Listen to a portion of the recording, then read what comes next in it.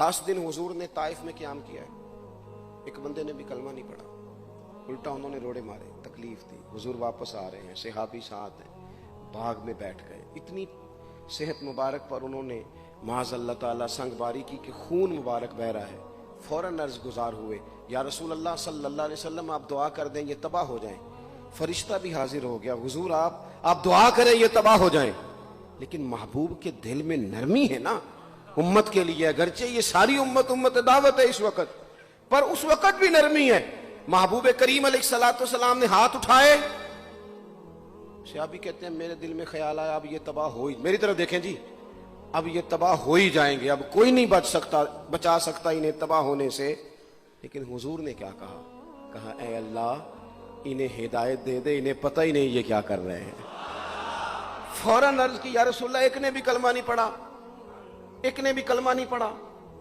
कभी पत्थर मारने के वाले के लिए भी दिल में एहसास होता है, हमें तो किसी ने कुछ भी नहीं कहा, कोई गाली नहीं दी, कुछ नहीं कहा, पर हम सख्त क्यों हैं भला? वो हमारे पीछे नहीं चलता हाथ बांध के, जी में हाँ नहीं मिलाता, हमारा दिल उसके लिए सख्त है। दो ही तो बंदे ठीक है दुनिया में, एक मैं ठीक हूँ और एक जो मेरी हाँ में हाँ मिलाए पूरी वो ठीक है। दोनों हाथ बांध के पीछे चले, तीसरे को मैं कैसे ठीक होने देता हूँ? मेरा मिजाज ही नहीं, इल्ला माशाल्लाह हमारी तबीयत ही नहीं होती ऐसी। खुदा के बंदो जब दिल कुशादा हो, तबीयतें खुली हो, फिर इस तरह का थोड़ी मिजाज होता है। करीम महबूब सल्लल्लाहु अलैहि वसल्लम से अर्ज की, हुजूर एक ने भी नहीं कलमा पढ़ा और फिर भी आपके दिल में इतनी वुसअत है, आप हिदायत की दुआ कर रहे हैं। 10 दिन लगाए, एक शख्स भी नहीं आ रहा। तो महबूब क्या फरमाने लगे? करीम फरमाने लगे, मुझे पता है इन्होंने तकलीफ दी है, एक ने भी कलमा नहीं पढ़ा, जल्दी ना परेशान हो जाया करें। कुछ लोग जल्दी कच्चे जुमले बोए, साड़ी कौम नहीं ठीक हो सकती जी, ऐसमो लगता कुछ नहीं हो सकता दी, ये नहीं ठीक हो सकते, फलाने नहीं ठीक हो सकते। शिकवा जुल्मत शब से तो कहीं बेहतर था, अपने हिस्से की कोई शम्मा जलाते जाते। अल्लाह के हबीब सल्लल्लाहु अलैहि वसल्लम से अर्ज की, या रसूल अल्लाह सल्लल्लाहु अलैहि वसल्लम एक भी नहीं माना और आपने फिर हिदायत की दुआ की। तो ये मेरे महबूब का उम्मीद का तरीका है। करीम फरमाने लगे, अगर आज ये नहीं मानते तो फिर भी तबाही की दुआ नहीं करनी, ये नहीं मानते तो इनकी आने वाली नस्लें मान जाएंगे लोग। अपने दिल में जब आप नरमी ले आते, हमारे ना सैकड़ों नौजवान गुनाहों में चले गए एक एक इलाके से। जो आदमी गुनाह में मुब्तला होता है ना, वो सख्त तकलीफ में होता है। इंसान को जो चीज सबसे ज्यादा सताती है वो उसकी अपनी गलतियां होती हैं। हदीस में फरमाया, मा हाका फी सदरिक, खटकता है सीने में, चुभता है गुनाह, ये तकलीफ दे मामला होता है। तड़पते हैं लोग, सिसकते हैं, लेकिन रवायती अंदाज सारा जब हमारी मजालस और महफिल में हो जाता है, कोई नहीं वक्त देने वाला, थपकी देने वाला, बाजू थाम कोई नहीं। एक तकरीर वो है जो मैं आपसे करता हूँ, बस ठीक है घंटा गुजारना है, तो वो भी कई मेरी तरह के लोग हैं जो जुमेरात को फैसला करते हैं सवेरे क्या बयान करना। हालांकि मेरी तरह के जो छोटे हैं वो हफ्ते से ही तैयारी शुरू कर लेते हैं ताकि कुछ गौर फिक्र करके कौम के सामने रखा जाए, जरूरी। अब एक तकरीर मैं आपसे करता हूँ, समझाने के लिए अर्ज करता हूँ। एक तकरीर ऐसी है जो खतीब साहब आपसे करते हैं, और खुदा न खास्ता अल्लाह ताला माफ करे, सिर्फ समझाने के लिए। अगर उनको पता चल जाए कि उनका बेटा किसी गलती में मुब्तला हो गया तो फिर भी उसी तरह ही दाद और तहसीन के लिए लश पश करके तकरीर होगी? नहीं, फिर ये अंदाज नहीं होता।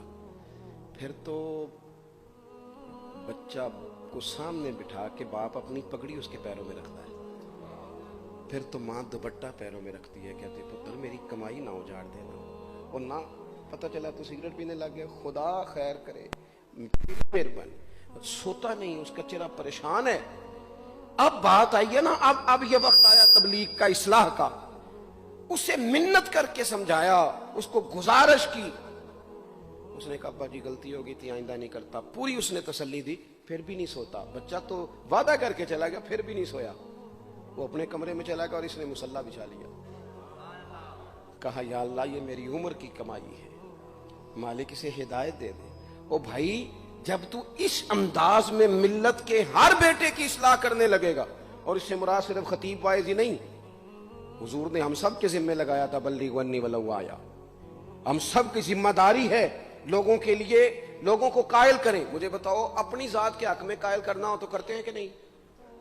होता है नमाज की दावत हम कैसे देते हैं? हम कहते हैं पढ़ लिए कर नमाज, इतने पैसे कहाँ लेके जाएगा, यही दावत होती है ना। वो कहता है तूने अपनी कब्र में जाना और मैंने, ये तो है हमारा दीन के हक में। वो महफिल में आना अगर टाइम मिला तो ठीक, ये है दीन के हक में। और जब अपनी बारी आए, किसी से 50,000 रुपए चाहिए थे, फोन किया उसको, मिलना था, वो कहता हुक्म करें, कहते नहीं नहीं टेलीफोन वाली बात नहीं, कहते मैं तो 2 बजे मिलूंगा, तू 2:30 बजे मिल, पर मैं मिल के कर लूँ। फिर जाते ही उससे 50,000 मांगा नहीं, पहले मिन्नत की, दुख सुनाया, फिर उसे साबित कराया कि तेरे अलावा देना भी किसी ने नहीं, सारे गलत बंदे हैं, तू ठीक है माज़अल्लाह। फिर उसको ये भी साबित कराया वक्त पे वापस कर दूंगा। इतनी सारी गुजारिश करके रो धो के जब वो पूरा कायल हो गया तो आखिर में कहा मुझे 50,000 है। सही कह रहा हूं? हाँ ना तो करो ना, तो हल्का सा ऐसे ऐसे तो करो ना, होता है कि नहीं ऐसे? ओ भाई अपने हक में कायल करना था तो तुझे सारा तरीका आता था, और रब रसूल के हक में कायल करने का तुझे तरीका ही नहीं आता, तुझे पता ही कोई नहीं कि कैसे कायल करना है। अपने लिए तूने कायल मायल करना था, सारा पता था, सब खबर थी कैसे मनाना है। और किसी को मस्जिद के लिए मनाना था तो कहता जी मेरी को मानते ही नहीं, मेरी कौन सुनता है। आप जब तक इस दर्द से, ज़ाज़ान नाम का एक गवैया था, बगदाद में गाता था, आवाज बड़ी सुरीली थी, बड़े लोग उसके गिर्द जमा हो जाते। हजरत अब्दुल्ला इब्न मसूद रदी अल्लाह ताला, हजरत अब्दुल्ला इब्न मसूद, ये वो खूबसूरत हस्ती हैं कि महबूब ने फरमाया इनसे कुरान सीखा करो, ये उसी तरह पढ़ते हैं जिस तरह मेरे ऊपर नाजिल हुआ था। हजरत अब्दुल्ला इब्न मसूद रदी अल्लाह ताला अन्हु सहाबा में मुफ्ती, सहाबा में कारी, बड़े आदमी।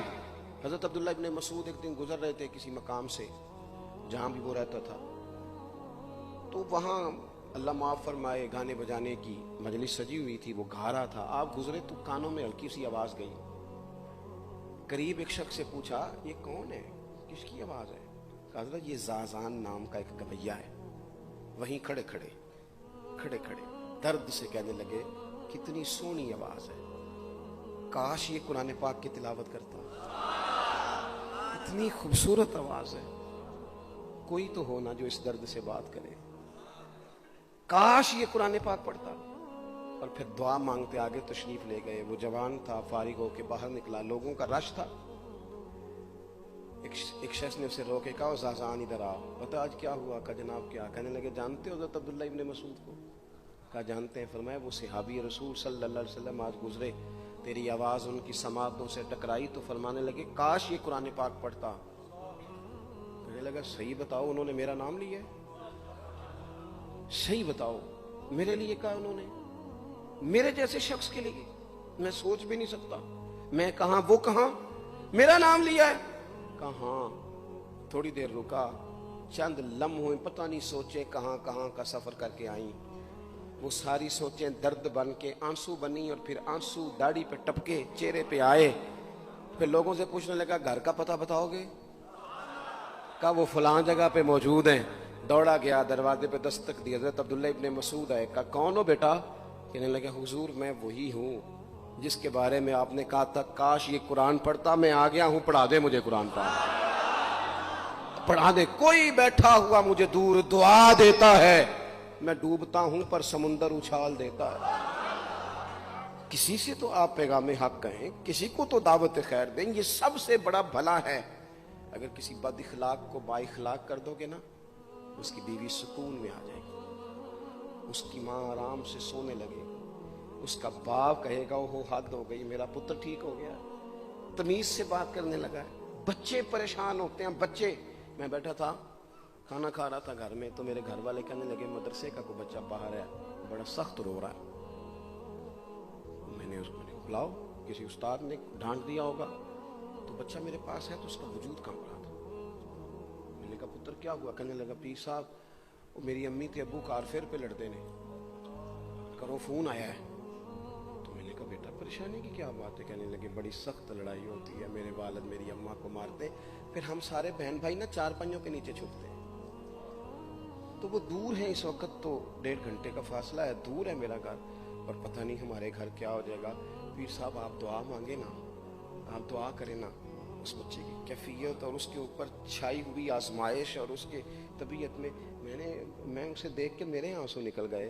कुछ दिनों के बाद मैंने उसके बाप को बुलाया, मैंने कहा खुदा के बंदे, तेरी अना और तेरी बीवी की अना इतनी सख्त टकराती है कि तेरी औलाद पिस के रह गई। काश तो रसूलुल्लाह की उस सिफ्त से आगाह होता कि खुदा के बंदों को माफ कर दो, अल्लाह तुम्हें माफ फरमा देगा। काश तुम्हारे अंदर वो कैफियत होती। तुम्हारे बच्चे मीलों दूर रह के भी तड़पते हैं कि जाने घर, क्यों? इसलिए कि गुंजाइश नहीं।